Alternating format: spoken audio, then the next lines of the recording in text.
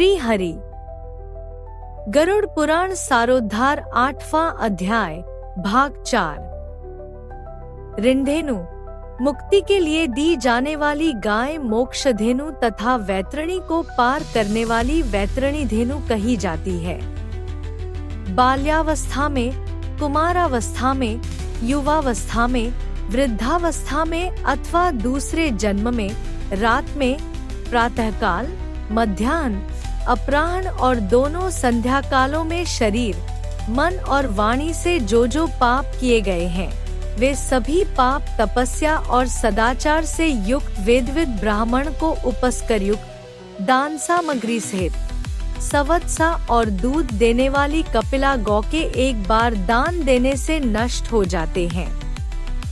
दान में दी गई वह गौ अंतकाल में गोदान करने वाले व्यक्ति का संचित पापों से उद्धार कर देती है। स्वस्थ चित्तावस्था में दी गई एक गौ, आतुरावस्था में दी गई 100 गौ और मृत्युकाल में चित्त विवर्जित व्यक्ति के द्वारा दी गई 1000 गौ तथा मरणोत्तर काल में दी गई विधिपूर्वक 1,00,000 गौ के दान का फल बराबर ही होता है। यहाँ स्वस्थावस्था में गोदान करने का विशेष महत्व बतलाया गया है।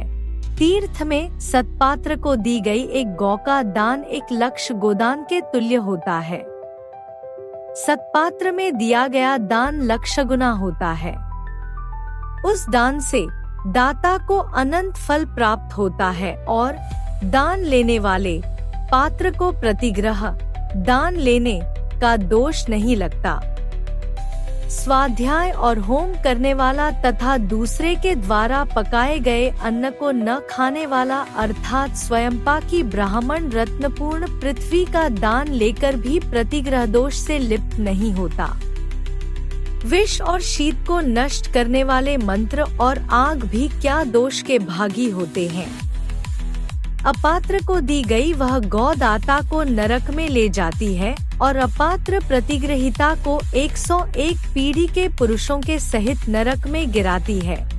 इसलिए अपने कल्याण की इच्छा करने वाले विद्वान व्यक्ति को अपात्र को दान नहीं देना चाहिए। एक गौ एक ही ब्राह्मण को देनी चाहिए। बहुत ब्राह्मणों को एक गौ कदापि नहीं देनी चाहिए। वह गौ यदि बेची गई अथवा बांटी गई तो 7 पीढ़ी तक के पुरुषों को जला देती है। हे खगेश्वर, मैंने तुमसे पहले वैतरणी नदी के विषय में कहा था। उसे पार करने के उपाय भूत वैतरणी गोदान के विषय में मैं तुमसे कहता हूँ। काले अथवा लाल रंग की गौ को सोने की सींग, चांदी के खुर और कांसे के पात्र की दोहनी के सहित 2 काले रंग के वस्त्रों से आच्छादित करे। उसके कंठ में घंटा बांधे तब कपास के ऊपर वस्त्र सहित ताम्र पात्र को स्थापित करके वहां लोहदंड सहित सोने की यमूर्ति भी स्थापित करे और कांसे के पात्र में घृत रखकर यह सब ताम्र पात्र के ऊपर रखे। ईख की नाव बनाकर और रेशमी सूत्र से उसे बांधकर भूमि पर गड्ढा खोदे एवं उसमें जल भरकर वह ईख की नाव उसमें डाले।